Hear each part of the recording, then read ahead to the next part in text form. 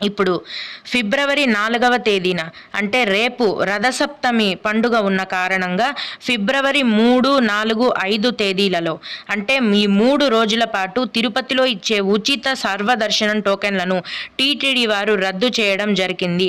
అలాగే నడక మార్గంలో వెళ్ళే వారికి దివ్య దర్శనం టోకెన్స్ ఇస్తారు కదండి, వాటిని కూడా టీటీడీ వారు రద్దు చేయడం జరిగింది. ఈ 3 రోజులు కూడా తిరుపతిలో ఎటువంటి దర్శనం టికెట్లు ఇవ్వరండి.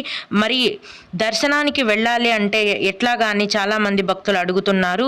ఈ ఫిబ్రవరి 3, 4 మరియు 5 తేదీలలో తిరుపతి దర్శనానికి వచ్చిన భక్తులను ఎటువంటి దర్శనం టికెట్లు లేకుండా డైరెక్ట్గా వైకుంఠం క్యూ కాంప్లెక్స్ నుంచి ఫ్రీ దర్శనానికి అనుమతించడం జరుగుతుంది. రేపు రథసప్తమి ఉన్న రోజున అన్ని రకాలైన ప్రత్యేక ప్రవేశ దర్శనాలను కూడా టీటీడీ వారు రద్దు చేశారండి. ఫ్రీ దర్శనాన్ని అలాగే 300 రూపాయల దర్శనం టికెట్లు కలిగి ఉన్న భక్తులని